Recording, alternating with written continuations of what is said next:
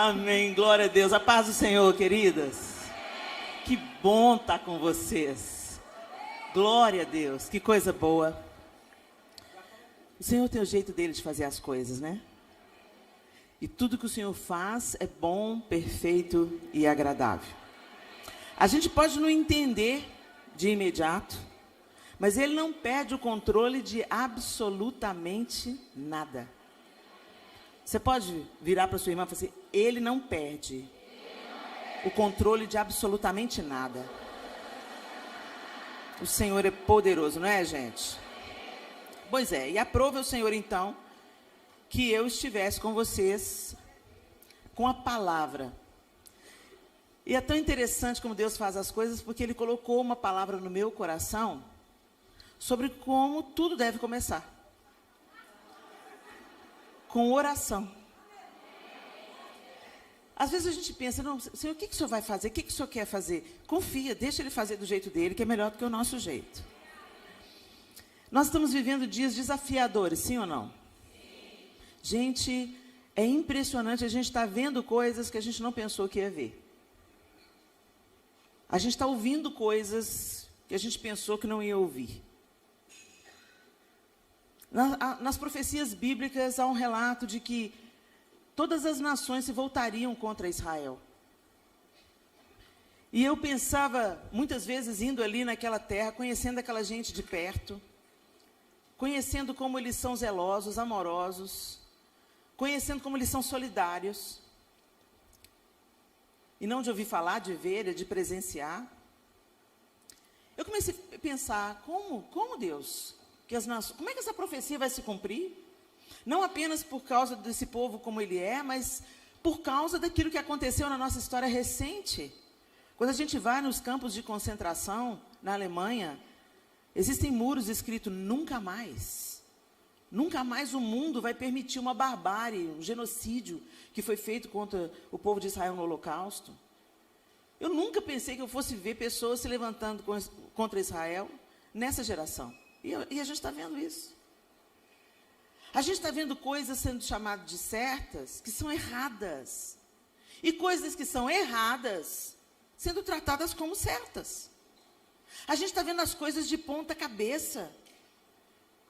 E nesse tempo, uma coisa que tem me chocado e me alertado é que muita gente dentro da igreja tem ficado desanimada. As pessoas estão desanimadas, as pessoas estão descrentes. As pessoas começaram a questionar o amor, a bondade, a misericórdia de Deus. Senhor, o Senhor não está vendo isso? Senhor, o Senhor não vai fazer nada? Mas o Senhor não é justiça? O Senhor não é graça e misericórdia? Por que o Senhor está permitindo isso? E isso mostra, gente, como a gente customizou Deus. E como a gente criou um Deus segundo a nossa imaginação. Não é o Deus da Bíblia, o Deus das Escrituras, o Deus que se mostra, o Deus que envia o próprio Filho para ser moído, para que nós recebêssemos novamente acesso e vida. A gente se esquece disso tudo e a gente começa a medir aquele que inventou a justiça pela nossa justiça. E as coisas estão meio invertidas. E as pessoas desesperançadas. Porque a gente está dando lugar, gente, a um evangelho que não é o evangelho de Jesus Cristo. A gente escuta. E hoje, você não é alimentado apenas pela igreja local. Muitas de vocês me conhecem por onde? Pela internet. E na internet é terra de ninguém. Internet tem de tudo. Internet tem um ensino consistente, um ensino bíblico, um ensino cristocêntrico, e também na internet você vai achar um ensino que estimula o seu ego, um estímulo que fala que você é capaz de transformar a si mesma, que você tem que ser a protagonista da sua história. Legal de ouvir isso, não é? É muito legal de ouvir, mas cuidado com as minhas verdades. O diabo, quando ele foi tentar Jesus, ele não foi no óbvio. Ele usou a própria palavra de Deus para colocar Jesus à prova. Você pode pular daqui de cima. Não é assim que diz na palavra? aos seus anjos dará ordem a seu respeito para que te sustentem? Ele usa uma verdade, ele distorce a verdade. E a verdade distorcida nada mais é do que mentira. E a gente tem abraçado essas mentiras. E qual é a função desse engano, do espírito do engano no meio da igreja hoje? Tirar os fundamentos, matar as raízes, deixar só a casca, sem estrutura, oco. Então tem muita gente que está dentro da igreja há anos, mas está oco, está sem estrutura, está sem raiz. E a gente tem que se lembrar, gente, que a oração é a maneira através da qual nós nos relacionamos com Deus. Imagina você casada com João e não trocar uma palavra com ele. Imagina você casada com João e chegar perto dele só com as minhas listas de pedidos. Meu bem, ó, tá faltando arroz, feijão, ovo, traz hoje, tá? E nada mais. Ou imagina eu conversar com o João só no domingo, junto com toda a minha família. Isso é relacionamento, gente? E o que Jesus veio fazer? Jesus veio pagar o escrito de dívida que era contra nós. Nós não podíamos salvar a nós mesmos. Nós não podemos salvar a nós mesmos. Por isso Deus precisou enviar Jesus. E Jesus precisou de morrer para que a sede de justiça de Deus fosse saciada na morte sacrificial de Cristo. E essa morte sacrificial de Cristo nos deu livre acesso a Deus, para que nós voltássemos a nos relacionar com Ele, através da reconciliação que foi feita em Cristo. A Helena, isso é óbvio. Gente, mais do que nunca o óbvio precisa ser dito. Isso é a base. Tem gente que está dentro da igreja há 10 anos perguntando, mas a gente é salvo de quê? A gente é salvo da nossa picaretagem, a gente é salvo da nossa inveja, da nossa cobiça, dos nossos olhares odiosos, a gente é salvo da nossa soberba, a gente é salvo do nosso pecado original. A gente já nasceu pecador. Por isso que nós precisamos de Deus. Precisamos, para nos relacionar com Deus, de passarmos pelo único que é o caminho, a verdade e a vida. Quem é? Jesus. Ele derramou o sangue sacrificial. Só Ele foi o cordeiro imolado para a remissão de pecados. Por isso só Ele é a porta. Só Ele é a porta. Porque só Ele morreu e derramou o seu sangue inocente para a remissão de pecados. Os justos e santos que morreram depois de Jesus, morreram entregando a sua vida, imitando os passos do Mestre. Mas todos eles, apesar de serem redimidos por Cristo Jesus, eram imperfeitos. Todos eles eram como nós, limitados. Homens que foram sendo aperfeiçoados pelo amor de Cristo, vivendo a vida de Cristo. Homens e mulheres que se entregaram à santificação, ao trabalho do Espírito Santo. E muitos deles deram a sua vida mirando o exemplo do Mestre. Do Alfa e do Ômega, do princípio e do fim. Do único que é digno e perfeito. Então Jesus nos dá novo acesso a Deus. E agora você pode entrar. Ele abriu um novo e vivo caminho pelo seu sangue. Você não precisa mais de um sumo sacerdote. Você não precisa de mim te representar, do pastor Danilo te representar diante de Deus. A gente pode orar por vocês como corpo de Cristo. Mas você tem a chave de casa. Jesus te deu. Jesus te reconciliou. Então você pode falar com Deus Pai a hora que você quiser. Mas a gente está fazendo isso, gente? A oração, de uma maneira simplista, é falar com Deus. Essa é uma forma simplista de dizer, mas a oração é mais do que isso. A oração é um convite de Deus para que a gente possa interagir com Ele. A oração não é só um lugar onde a gente vai buscar em Deus as coisas que a gente tem necessidade. A oração é o lugar da gente se relacionar com Deus. O escritor da carta aos Hebreus diz assim: por muito tempo Deus falou várias vezes e de diversas maneiras a nossos antepassados por meio dos profetas. E agora, nestes últimos dias, Ele nos falou por meio do Filho, o qual Ele designou como herdeiro de todas as coisas e por meio de quem criou o universo. Por sua palavra, Deus fala, Deus cria, Deus revela, Deus mostra o seu caráter, Deus inclina os seus ouvidos ao nosso clamor. Orar, então, gente, é responder. Deus deu o primeiro passo em direção à humanidade. E orar é responder, é corresponder à generosidade, à provisão de Deus através do seu Filho. Orar é a resposta submissa de uma noiva ao amor sacrificial do noivo. Isso é orar. A oração é uma disposição de se aproximar e conhecer Deus, e não apenas uma maneira de adquirir algo dele. Edmé Williams fala uma coisa que eu gosto muito. Ela fala assim: eu vejo uma igreja clamando pela volta de Jesus. Ora vem, Senhor Jesus, ora vem, Senhor Jesus. Mas eles falam isso, mas não entram no quarto para orar.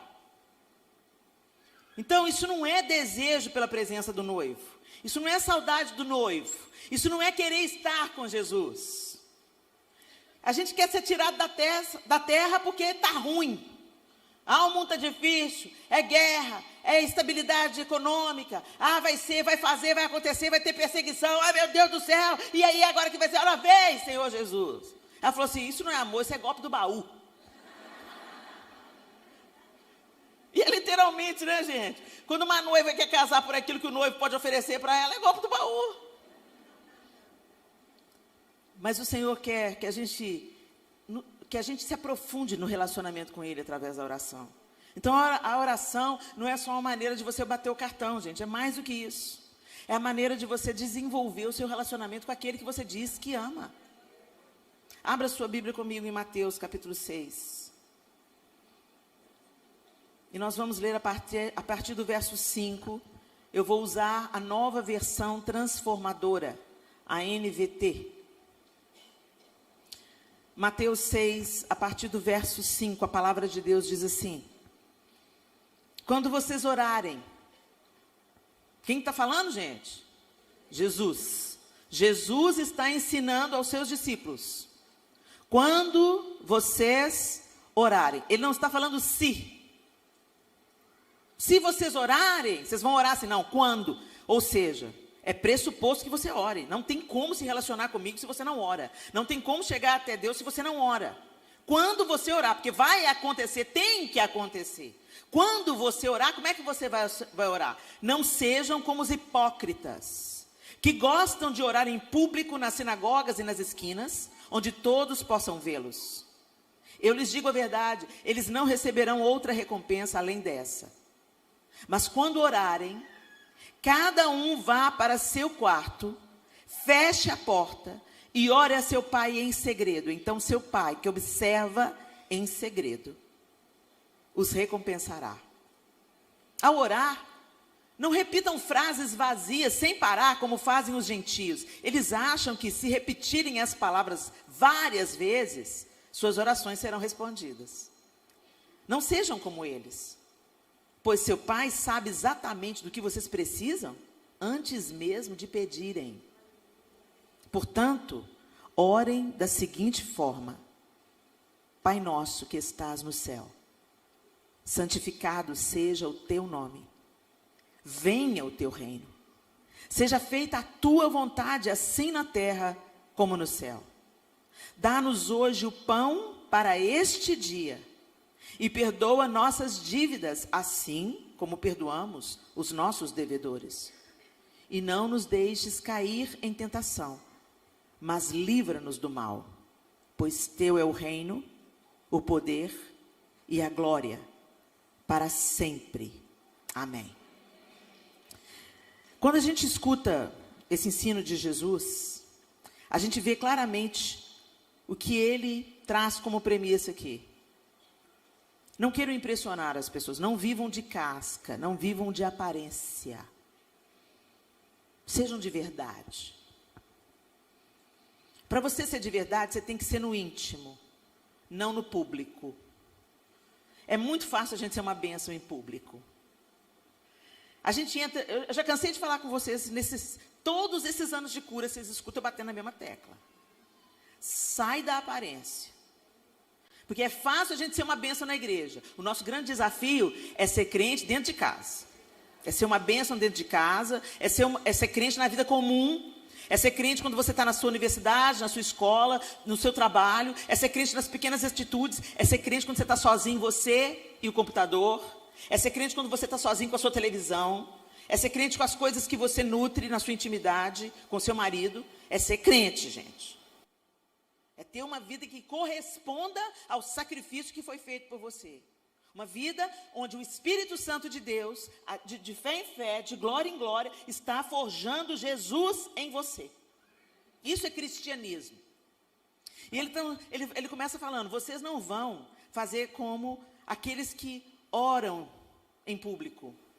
Porque eles gostam de ser vistos pelos homens, eles são hipócritas. O que é o hipócrita? É o que parece, mas não é.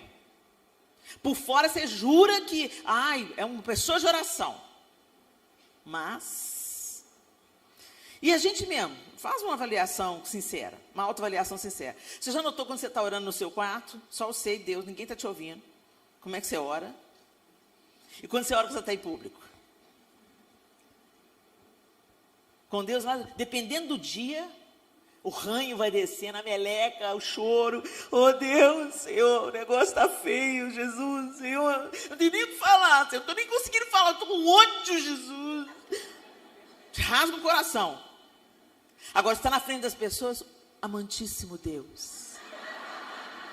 Eterno, eterno Pai. Tem gente que até trepida a língua, né? Eterno Pai, em cuja presença, Senhor, nos encontramos. Gente, a gente não engana Deus. Então Jesus está falando, olha, vocês não vão orar como fazem os fariseus em público, nas sinagogas, nas esquinas, onde possam ser vistos. A gente ama chegar na igreja e ajoelhar para todo mundo ver que a gente está orando. Sei vocês, né? Mas Jesus me pegou numa dessas. Eu vi as meninas da Assembleia de Deus, elas chegam, sentam, ajoelham, né, na primeira cadeira. Eu falei, achei tão bonito. Eu falei, nossa, que legal, né? Elas estão orando. Vou fazer isso também. O Espírito Santo é imbatível, né? Ele vem com a sonda dele na hora. Por quê? Você já não orou lá no hotel? O João já não pôs as mãos para você lá no secreto? Por que você tem que mostrar para elas que você está orando? O pessoal da Assembleia de Deus ficou bravo comigo. Você está falando mal das meninas? Eu não estou falando mal das meninas, estou falando mal de mim. Eu não conheço a motivação das meninas, mas o Espírito Santo me mostrou a minha motivação. Eu estava querendo orar para parecer mais santa. Gente, essa é uma tentação reincidente. Isso é abominação para o Senhor. A nossa vida tem que ser, no público, ela tem que ser a consequência do que é o privado. É de dentro para fora. Quando é o contrário, sobe ao Senhor como um mau cheiro as narinas dele. Se tem uma hora que eu vejo Jesus sendo ríspido, sendo duro, é com gente hipócrita. Gente que parece, mas não é. E ele coloca esse prumo aqui para a gente. Vocês não vão orar para ser visto. Vocês não vão orar para parecerem mais santos para os outros. Vocês não vão orar para... sabe, a gente ama falar que está jejuando, né? Nesse mesmo texto, Jesus ensina sobre jejum, o pessoal fica abatido. Está tudo bem, fulano? Está tudo bem. Eu estou jejuando. A Bíblia fala, olha, penteia o cabelo, põe uma maquiagem, vai, toda bonita, bem, tá ótimo. O estômago está lá nas costas, está tudo bem. Mas a gente gosta de quê? De proclamar as nossas boas obras. Gente, a gente é um material que só Jesus para amar a gente assim. E ele está falando, vocês não vão fazer isso. Porque eu lhes digo a verdade, eles não receberão outra recompensa além dessa. De serem vistos e aplaudidos pelos homens. Eu não quero recompensa de homem não, gente, eu quero recompensa de Deus. Mas quando orarem, cada um vá para o seu quarto, feche a porta e ore a seu pai em segredo. Ele está falando de uma vida. Ele está falando de intimidade. De cultivar o seu secreto com Deus. De cultivar o seu momento com Deus. De cultivar, de ser intencional nas suas... Gente, quando você quer conhecer uma pessoa, o que você faz? Você chama para tomar um café. Né? Você chama para sua casa. Vão lá em casa. Você conheceu uma pessoa, achou ela legal. Achou ela legal, você como é que eu posso fazer para me aproximar da fulana? Vou convidá-la, vamos tomar um café? Vamos almoçar junto? Vamos sentar ao redor da mesa ali? E é assim que nasce o relacionamento. Não é assim? E aí, à medida que você vai conversando, você vai vendo que vocês têm muita coisa em comum, e isso vai aprofundando, e você vai aprendendo com aquela pessoa, e você vai conhecendo, ela vai contando as experiências dela, você vai contando as suas experiências, e assim nascem as amizades. Por que vocês acham que com Deus é diferente? Você não ora, não lê a Bíblia e fala que conhece Deus, conhece nada, gente. Por que vocês acham que naquele grande dia Jesus vai falar, não te conheço? Mesmo para quem profetiza em nome dele, para quem cura, expele demônio em nome dele. Porque não tem relacionamento.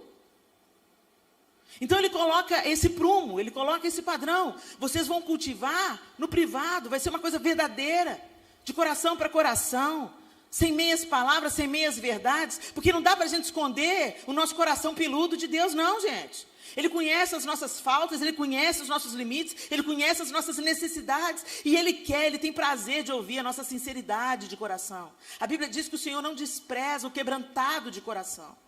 O quebrantado e contrito, Ele não despreza, Ele não rejeita. Você está despedaçado, vai chorar as pitangas para Deus. E não precisa de medir as palavras, porque você não pode esconder dele as palavras que a sua mente e o seu coração já falaram. Então que saiam pela boca como evidência da sua sinceridade. Mas aí... Ele também fala, não repitam várias frases vazias sem parar, como fazem os gentios, porque pensam que por falar muito, vai ser ouvido. Também não é critério.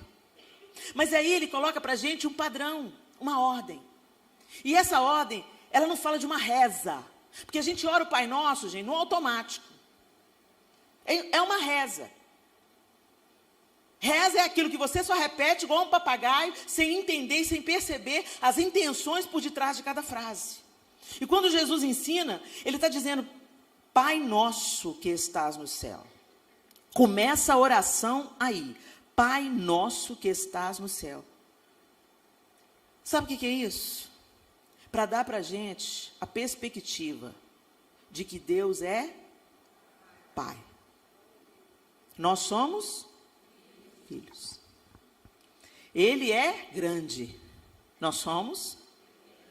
Ele é perfeito, nós somos limitados.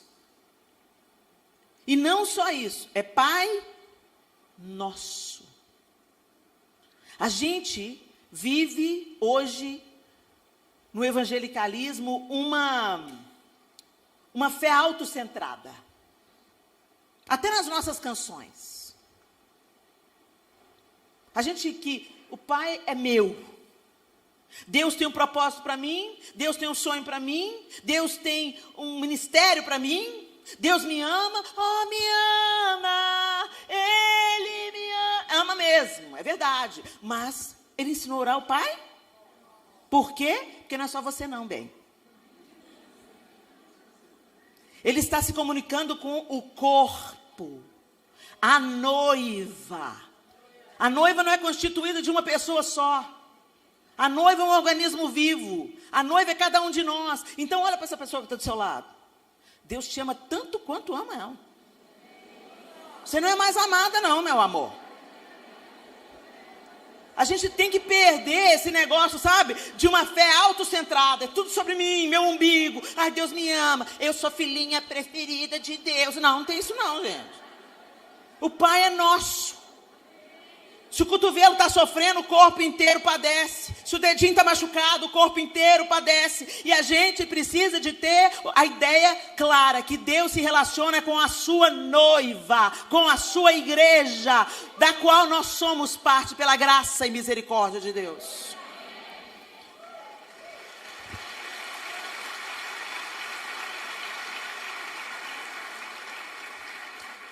Quando nós temos esse equívoco de ter uma fé muito exclusiva, você tende a se ferir mais. Você se decepciona com Deus. Quando as coisas não acontecem do jeito que você queria, você fica de biquinho com Deus. Depois fala que me ama. Mas olha lá, o milagre está acontecendo na vida da Mônica. Depois fala que Deus não tem filho preferido. Uma ova. Você pode ver, quem fica aí de mimimi com Deus, de bico com Deus, é porque tem essa mentalidade equivocada, de que é tudo sobre mim. Eu no centro.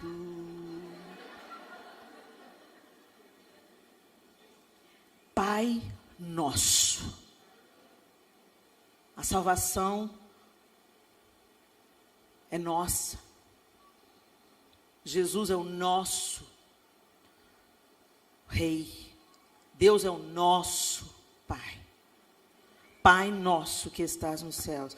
Nós precisamos de declinar de uma visão de fé autocentrada e egoísta. Tem uma estrutura aqui.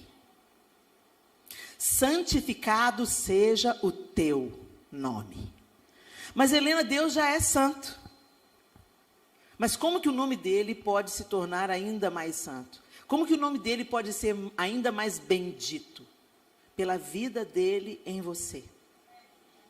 Pelo seu testemunho.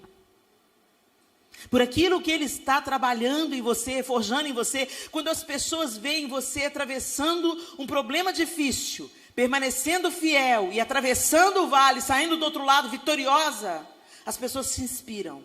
E elas enxergam, não é sobre a Helena, é sobre o que Deus está sustentando e fazendo na vida da Helena. As pessoas começam a glorificar a Deus. Às vezes você conhece aquela pessoa que tinha uma vida doida, louca, autodestrutiva, destruía a família, cheia de vícios, de perversões. Aí Jesus entra na vida dela. E aí você vê, até a cara da pessoa fica diferente. Parece que ela fica iluminada. A atitude é outra, o tom da voz vira outro, o jeito de caminhar vira outro, o jeito de vestir vira outro. E você sabe que não foi uma coisa só de casca, porque você às vezes é uma pessoa próxima de você. Gente, não tem nada mais delicioso do que ver um processo de novo nascimento. É delicioso demais. A gente experimentou isso de uma maneira muito evidente quando o Arthur, o nosso terceiro filho, nasceu de novo. Ele foi criado na igreja, cresceu na igreja, sempre foi um menino que nunca me deu trabalho. A não ser trabalho assim, de, por exemplo, ter vício, mexer com droga, nada disso. Mas o Arthur, ai Jesus, eu tive que pôr muita mão na cabeça dele e falar, ungido do Senhor, você vai dar muito trabalho para o inferno, rapaz.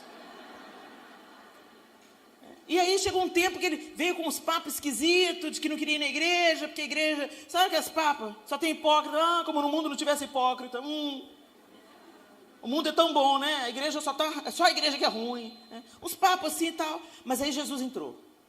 Quando Jesus entrou, meu Deus, não tem dúvida que Jesus entrou. Não tem dúvida. Ele nunca pedia perdão por coisa nenhuma. Mãe, pai, preciso conversar com vocês. Desfilou todos os pecados dele diante de nós, pediu perdão. Falei, meu Deus, Jesus fez. Começou a ser a pessoa mais amável do mundo. E todo aquele poder de argumentação que sempre me talhou o sangue, agora ele usa para anunciar Jesus. Eu falei assim, Jesus. Não tem nada mais maravilhoso, você vê a evidência. E quando você vê a evidência, não tem como você dar glória para o homem. Você fala, só Deus faz isso. Só Deus faz isso. Santificado seja o teu nome, Senhor. Que o seu nome seja santificado na minha vida. Que as pessoas olhando para mim, elas vejam o aperfeiçoamento do Senhor, a obra do Senhor. Venha o teu reino. Então você percebe que a primeira parte, venha o teu reino, seja feita a tua vontade. É tudo sobre Deus. Pai nosso que estás no céu, santificado seja o teu nome. Venha a nós o teu reino e seja feita a tua vontade. A estrutura da oração adequada é primeiro você entender quem Deus é. Você não interage com Deus de igual para igual. Sabe aquela história? Não, Deus é meu chapa. Aquela palavra profética, vocês lembram? Nega beiçuda, eis que te digo. Falo assim contigo porque tenho intimidade contigo, gente. Sabe, o pessoal fala, Deus, gente... Gente, quando você vai conhecendo Deus, através da palavra, através da comunhão, te dá uma santa reverência, gente. Te dá uma santa reverência. Tem um momento que você tem medo até de mexer. Se você está orando e ele entra no quarto, você fica paralisado, cara. É uma presença santa. Que vai, não, Jesus é meu chapa. Gente, sabe aquela pessoa que jura que tem intimidade com você, mas não tem nenhuma? Oi, amiga. Amiga, te conheço. É assim. E muitos de nós estamos vivendo assim, achando que intimidade com Deus é tratar Deus de qualquer jeito, e a gente se esquece. Quando a gente entende que é tudo sobre Ele, que Ele é poderoso, gente, é um relacionamento de pai. Mas, por exemplo, eu não trato meu pai de qualquer jeito. Eu beijo meu pai, eu sento no colo do meu pai. Hoje eu não sento não, porque eu estou pesada para ele. Mas eu reclino a cabeça no peito do meu pai. Mas eu não chego para ele e falo assim, e aí, velho? Não, ele é meu pai.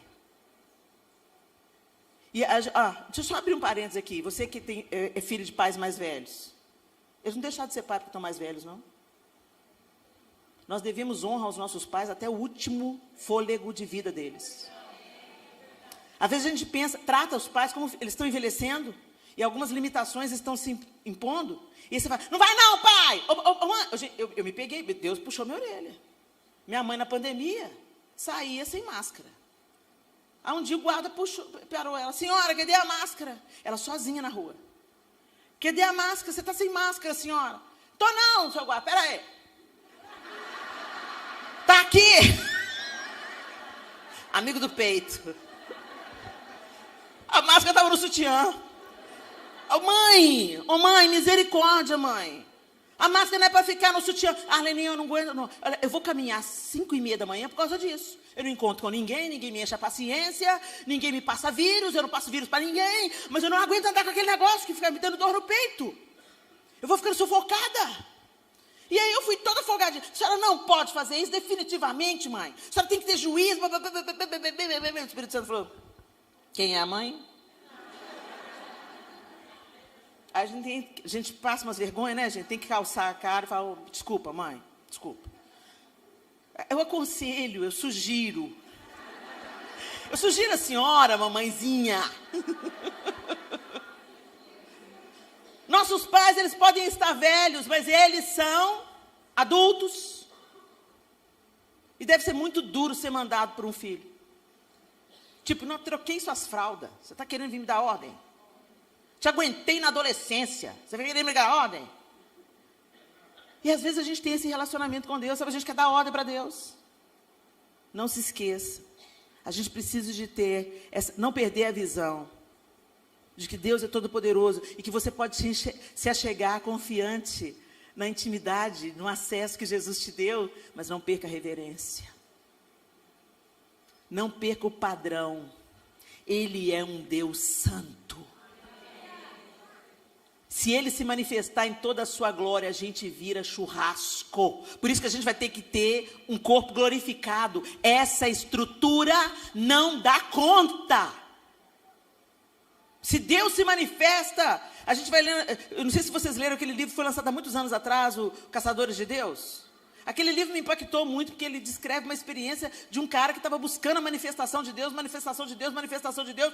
No culto que Deus se manifestou, o púlpito de acrílico fendeu no meio, o pastor voou 2 metros para trás, ficou lá estichalhado, e o povo vinha se arrependendo de pecado espontaneamente, tamanha era a reverência imposta, o ar ficou rarefeito, segundo a descrição dele. Ele falou assim, era difícil a gente respirar, o ar ficou rarefeito.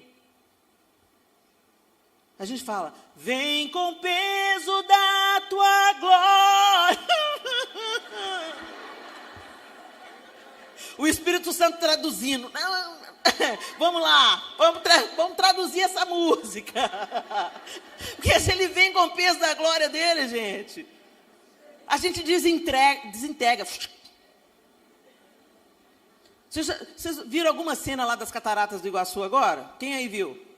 Está com uma vazão impressionante, nunca vista antes. Aquelas passarelas, tudo estão sendo arrastadas. Milhões de litros de água por minuto, por segundo. Uma força descomunal. Você já viu o oceano? Uma força descomunal, a gente vira nada. Pois é, foi Deus que criou. Por aí você vai ter uma ideia. A estrutura é: venha o teu reino. Reina sobre mim, Senhor. Seja feita a tua vontade. Aí a gente lembra da oração de Jesus. Eu quero isso, Senhor. O meu desejo é que o Senhor afaste de mim esse cálice. Eu estou expondo para o Senhor, Pai, a minha angústia. Contudo, que seja como o Senhor quer e não como eu quero. Se Jesus orou assim, por que a gente fica dando ordem para Deus? É confiança de que a vontade de Deus é boa, perfeita, agradável, é melhor do que a nossa. Porque Deus está no nosso futuro. Nós somos limitados pelo tempo. Deus é atemporal.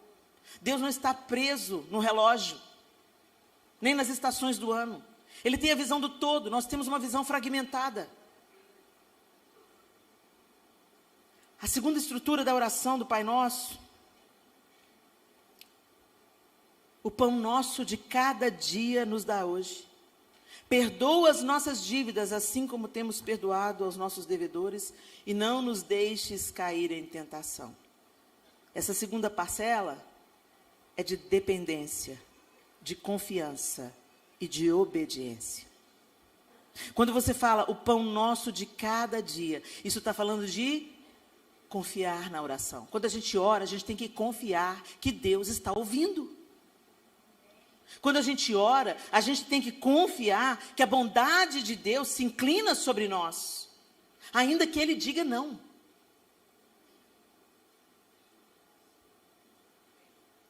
Que Ele vai cuidar de nós mesmo no fundo do vale. Que Ele vai estar conosco mesmo nos dias mais nublados. O pão nosso de cada dia, isso não fala só do alimento, da roupa, isso fala do sustento para ficar de pé em cada dia. Isso fala de resistir a cada adversidade que surge, a cada diagnóstico que surge, a cada desafio com o filho que surge. O desemprego é de cada dia, basta cada dia o seu próprio mal. A gente pensou que tinha aprendido isso na pandemia, aprendeu nada, estamos aí repetindo os mesmos erros de novo. A gente não tem controle de nada não, gente. E de vez em quando Deus tira o controle assim da mão da gente, para a gente ter a noção. A gente nunca teve controle, mas a gente pensa que tem. E de vez em quando, tudo dá errado, assim, um diagnóstico te derruba. O quê? Só te resta: Senhor, me salva. Quando a gente chega aí, chegamos num bom lugar. O pão nosso de cada dia. Nós andamos construindo para o amanhã e não vivendo hoje. Nós andamos sonhando o amanhã sem desfrutarmos o hoje. Nós vivemos acumulando para amanhã sem abençoar hoje. E Jesus está ensinando para a gente uma outra estrutura: confiança. Quando vocês orarem, vocês vão orar o pão nosso de cada dia. Porque eu creio que o de amanhã você vai cuidar de amanhã, depois de amanhã você vai cuidar depois de amanhã. Eu não estou dizendo, gente, para a gente viver uma vida irresponsável, endividada. Não é isso que eu estou falando. Eu estou falando uma vida que confia. Porque tem gente que acredita que pode realmente controlar as coisas. Deus fala: vai lá, divide o seu pão com o outro. Não vou não, Senhor. Amanhã eu posso precisar. Você conhece alguém assim? A casa está cheia de tranqueira. Vão doar, mamãe. Não, amanhã eu posso precisar. Tem 15 anos que está falando que vai precisar daquela porquinha. A rosca que põe no parafuso, aí a pessoa vai, acumulador, vai juntando as coisas. Não, gente, confia, Deus vai te prover. Aquela calça 38 que um dia te serviu, não te serve mais, não te pertence mais.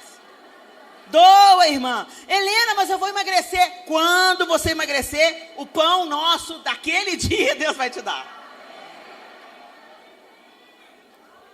O pão nosso de cada dia, confia. Hoje, o Senhor cuida de você, hoje. A palavra de Deus nos exorta em vários outros trechos: não andeis ansiosos de coisa alguma, buscai, pois, em primeiro lugar o reino de Deus e a sua justiça. Mas a gente insiste em ficar ansioso. A gente não sabe nem se a gente vai estar aí amanhã, gente. Na real, quem me garante que eu vou estar viva amanhã? Quem me garante que eu vou estar vivo daqui 4 horas? Quem me garante?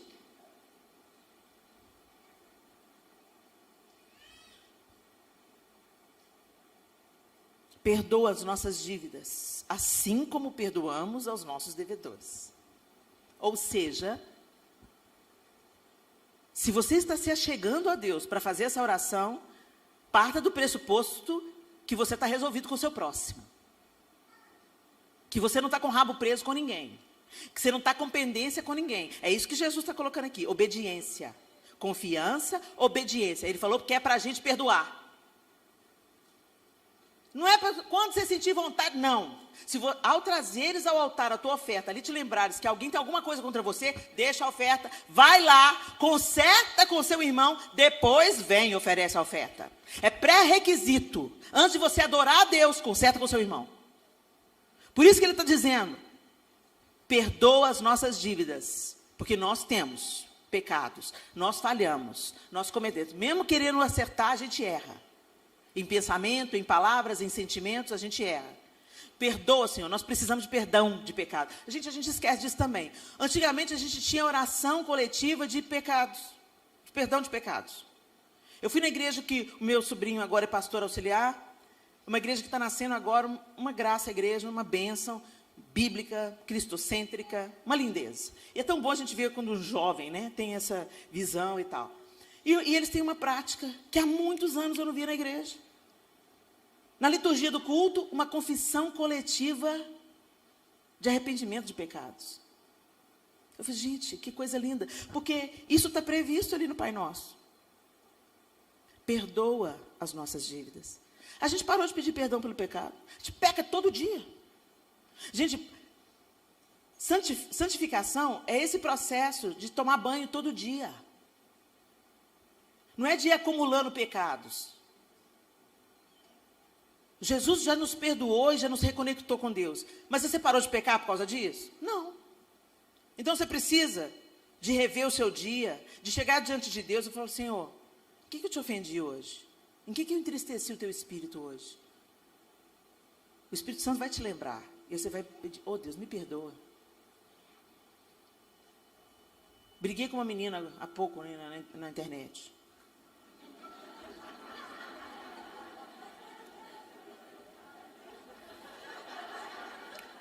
A bonita foi falar bem do Hamas. Foi atacar Israel. Aí, eu mandei uma mensagem para ela, no direct. Movida pela ira, né? Eu fui do 0 ao 1000, assim. O quê? Peguei o telefone e falei assim, você é ignorante ou imbecil?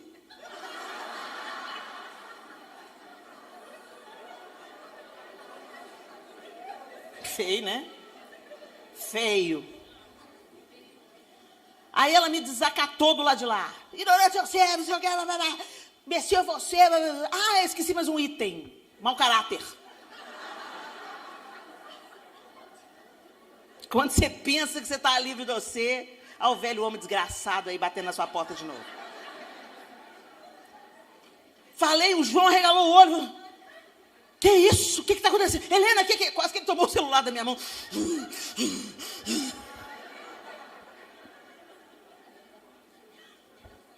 Gente, aí o sangue foi esfriando. A razão foi voltando e o Espírito Santo detonando. O Espírito Santo é fruto do Espírito, Helena? Cadê o domínio próprio, Helena? Mansidão foi pelo ralo. Vai pedir perdão.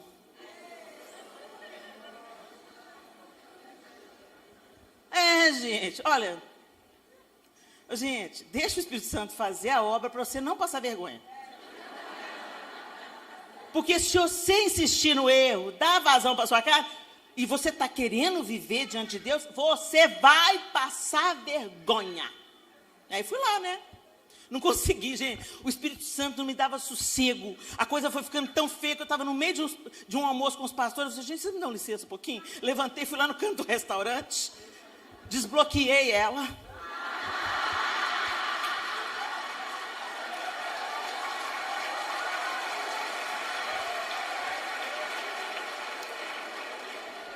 E falei assim, olha, fulana, é esse seu nome, né?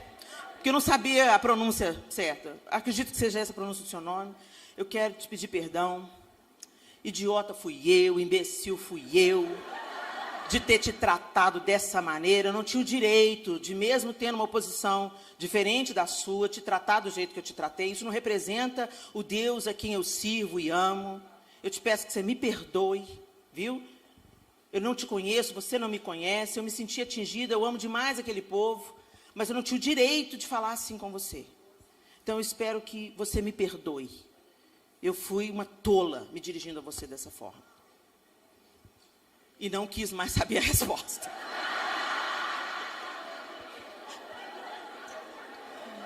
Porque ela tinha todos os motivos para continuar me desacatando. Mas, enfim. Não voltei lá para ver, não. Eu espero que ela tenha me perdoado.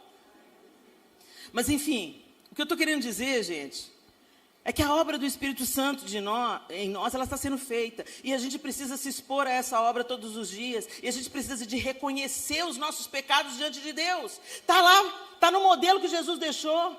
Perdoa as nossas dívidas, Senhor. E é assim que nós vamos sendo aperfeiçoados. Você vai querer parar de passar vergonha. Você vai querer parar de pagar mico para o diabo. Você vai querer que o nome de Deus seja santificado na sua vida. Então nós precisamos tomar banho todo dia. E para a gente, se chegar a Deus e pedir perdão, a gente tem que estar com o nosso próximo resolvido. Se alguém tem alguma coisa contra você, vai lá e pede perdão. Vai lá e ele pode querer não aceitar? Pode, é o direito dele. Mas você tem a obrigação, no que depender de você, tenha paz com todos os homens. Depois que meu sangue esfriou um pouco mais, eu ainda procurei ela lá, mas agora eu acho que é ela que me bloqueou.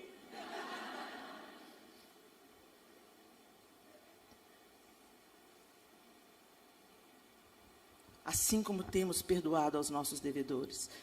E não nos deixes cair em tentação. Se eu tivesse orado nessa estrutura naquele dia de manhã, duvido que eu tinha caído no engano, no laço do capeta. Porque o Senhor escuta a nossa oração, gente. Quando você vê que o negócio está ficando feio assim, o Espírito Santo, pá, dentro de você, ao Senhor, enche a boca d'água.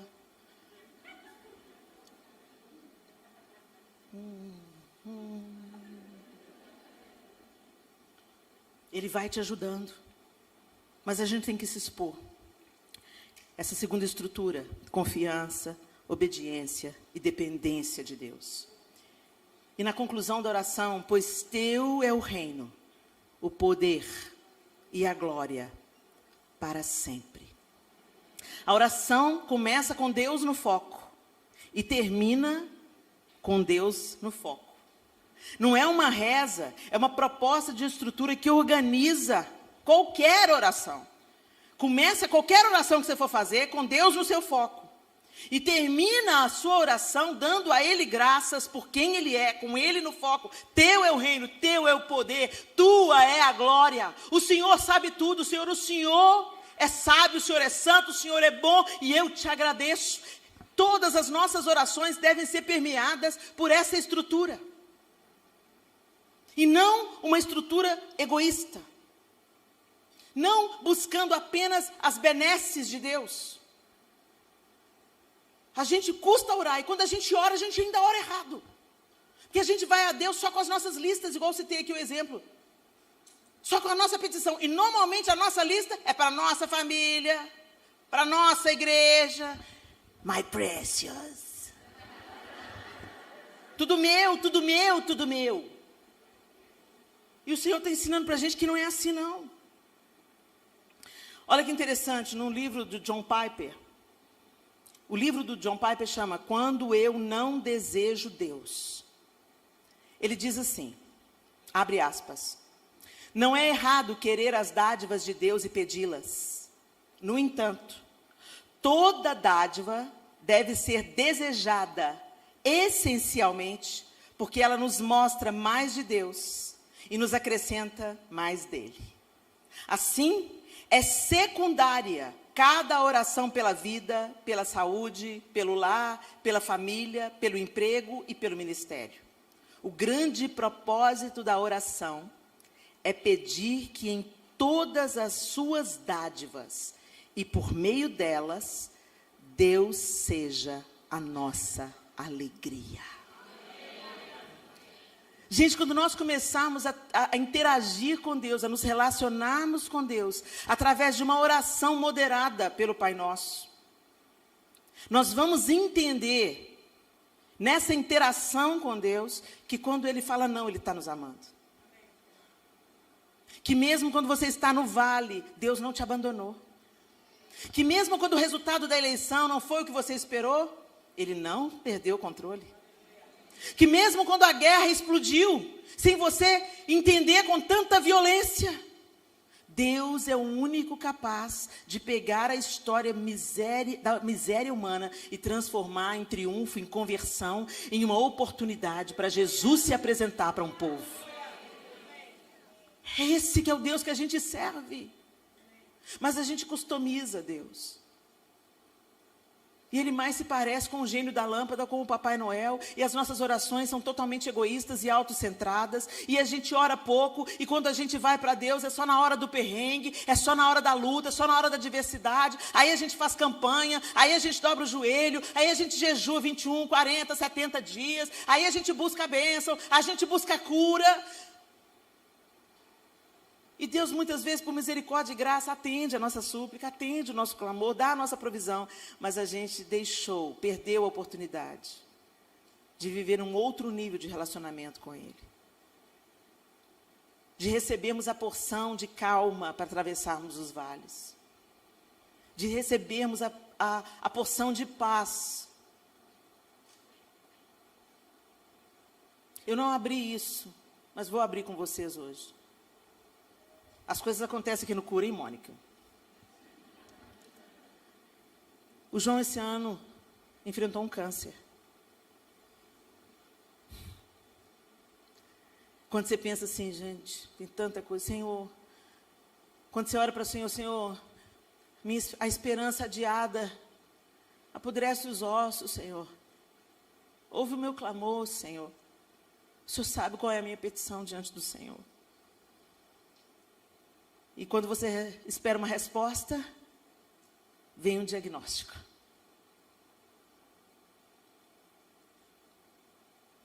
E quando o médico falou, João, são 4 tumores. Grau 8. 3, 7, 1, 8. Você tem que fazer uma cirurgia. Eu me conheço. O João me conhece, nossos filhos nos conhecem. Eu sou intensa em tudo. Mas a paz que supera todo o entendimento, ela veio sobre mim e sobre o João. A gente ficou olhando para o médico. Vai ter que fazer cirurgia e é rápido. A gente saiu dali, ficamos olhando um para o outro. Nas investigações a gente estava pedindo a Deus livramento. Livramento, Deus, dá livramento, dá livramento. Que seja um tumor benigno, que não seja nada, Senhor. Tem misericórdia, Senhor. Como é que a gente vai lidar com isso, Senhor? Tem misericórdia. Tantas coisas passam pela cabeça. Mas Deus não deu. E Ele não me amou menos, em nem um minuto. Ele não amou a gente, né, meu bem? Menos nem um minuto. Ele esteve conosco, Ele está conosco. Todos os dias da nossa vida. É essa presença que você vai querer ter no dia mau. É essa presença que você vai querer ter. Então, construa o seu caminho de relacionamento. Porque a religião não te dá isso. Esse evangelho fake que está sendo pregado não te dá isso. Essa oração autocentrada e egoísta não te dá isso. Tratar Deus como se Ele te devesse alguma coisa não te dá isso. A paz que excede a todo entendimento, só Deus pode dar. Só Ele pode dar. Ele é a fonte da água da vida. Ele é a luz do mundo. No meio da escuridão, Ele é a esperança. No meio do diagnóstico difícil, Ele é a nossa esperança. A porta, o único caminho. Agora você só tem isso, gente, se você se achegar. E nós precisamos de, como igreja, é urgente, gente. É urgente que nesses dias que nós temos vivido, a gente saia da superfície, a gente abandone a religião, a gente abandone o evangelho fake, ególatra, que insufla o seu ego e mente para você dizendo que você pode se solucionar sozinho, que você é o protagonista da sua história. O protagonista da minha história é Deus. Ele é o início e o fim, Ele é o motivo de tudo, Ele é a razão da minha existência. Ele é tudo sobre Ele, a glória é dEle, o poder é dEle, a majestade é dEle. A força que eu tenho vem dEle, a saúde que eu tenho vem dEle, a esperança que eu tenho vem dEle, a paz que eu tenho vem dEle. O perdão que eu preciso no dia que eu fracasso vem dEle. É tudo sobre Ele. Então por que a gente não se achega a Ele, minha linda? Por que a gente fica na superfície, insistindo na religiosidade? Com tudo que tem sido investido nas mulheres, nesses projetos, nos últimos 30 anos, congressos de mulheres que têm levantado milhares de mulheres. E a gente só está engordando. Ou resolvendo câncer com band-aid. Como nós somos numerosas com o alimento que nós temos recebido. Pelo menos nessa casa eu sei que o alimento aqui é sólido. Com o alimento que nós temos recebido, a gente era para estar num outro nível de relacionamento com Deus, de intercessão ousada, profetizando em hospitais, curando enfermos, quebrando cadeias dentro das prisões. Mas uma fé que começa na oração autocentrada, ela permanece autocentrada em tudo mais. Se você é autocentrada na oração, você não vai transbordar para lado nenhum. As bênçãos são para você, a alegria é para você e para sua família, o dinheiro é para você e para sua família, o conforto é para você e para sua família. Se a minha família está bem, que o resto se exploda. No fim, é isso que está no fundo das nossas motivações. Quando nós temos uma vida de oração rasa e autocentrada. O apóstolo Paulo, ele ensina. Não, antes do apóstolo Paulo, Tiago diz na sua carta, em Tiago 4, 2, 3. Querem o que não têm e até matam para consegui-lo. Invejam o que os outros possuem. Lutam e fazem guerra para tomar deles. E, no entanto, não têm o que desejam porque não pedem. E quando pedem, não recebem, pois seus motivos são errados. Pedem apenas o que lhes dará prazer. O apóstolo Paulo nos orienta a nos achegarmos a Deus com confiança e com ações de graça. Aos Filipenses ele diz, não vivam preocupados com coisa alguma. Em vez disso, orem a Deus pedindo aquilo de que precisam e agradecendo-lhe por tudo que Ele já fez. Filipenses 4, 6. E a consequência disso? Então vocês experimentarão a paz de Deus que excede todo entendimento e que guardará seu coração e sua mente em Cristo Jesus. Aos Tessalonicenses ele diz, nunca deixem de orar, sejam gratos em todas as circunstâncias, pois essa é a vontade de Deus para vocês em Cristo Jesus. É fácil você agradecer uma bênção, mas Deus quer que a gente agradeça o diagnóstico difícil.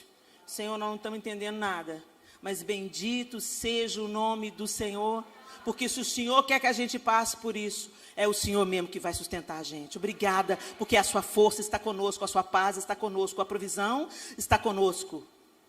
E a sua decisão é o melhor para nós.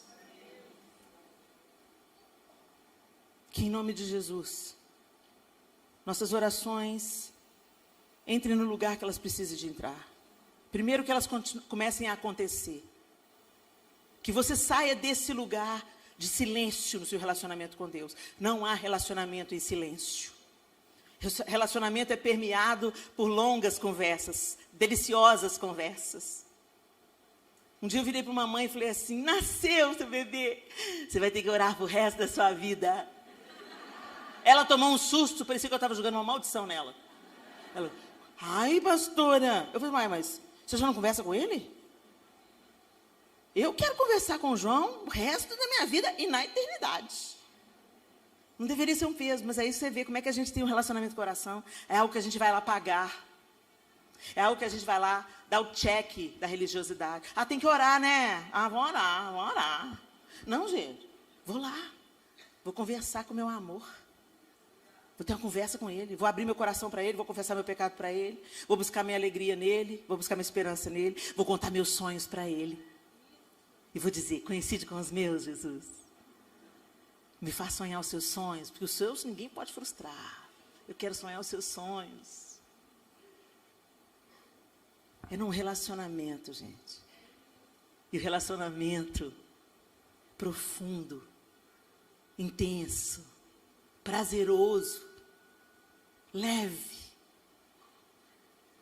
É isso que Deus quer ter com a gente. Uma história. Caminhar junto. No dia que você não estiver aguentando andar, te pegar no colo, te fazer atravessar. Ainda que eu ande pelo vale da sombra da morte, não temerei mal nenhum, porque tu estás comigo. Tu estás comigo. Feche os seus olhos. Ele está. Senhor, nós estamos na tua presença. O Senhor é a nossa alegria. O Senhor é a nossa esperança. O Senhor é a fonte da água da vida. O Senhor é a nossa alegria, contentamento e prazer. E força nos dias difíceis. Pai nosso, nós, como tuas filhas reunidas aqui, te pedimos, ensina-nos a orar. Ajuda-nos, Espírito Santo de Deus, a sermos intencionais na nossa vida de oração. A buscarmos até encontrar. A priorizarmos esse tempo, Senhor, mesmo quando é desafiador. Como se disso dependesse a nossa vida, porque depende. A gente não sabe o quanto. Não queremos andar angustiadas nem desesperadas, mas queremos descansar em Ti, achando a nossa porção no Senhor, todo dia, a nossa paz, a despeito das circunstâncias ao redor, o nosso contentamento, a despeito daquilo que temos, a nossa fé esperançosa de que a gente já sabe o fim da história, e reconhecer o Senhor em todos os nossos caminhos. O Senhor é bom, a sua misericórdia dura para sempre, e de geração em geração a sua fidelidade. Nós queremos não apenas verbalizar isso, Senhor, mas nós queremos viver isso, Senhor. Conversar contigo, nos aquietar aos teus pés, como Maria, falar e ouvir, ouvir e falar, aprender de ti, aprender de ti, receber de ti o que só o Senhor pode nos dar.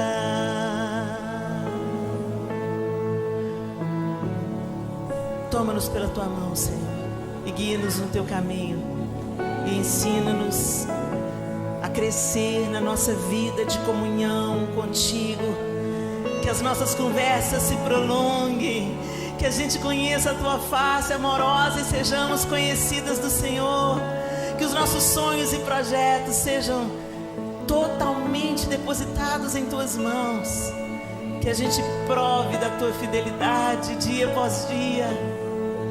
Ensina-nos, ajuda-nos, atrai-nos, em nome de Jesus.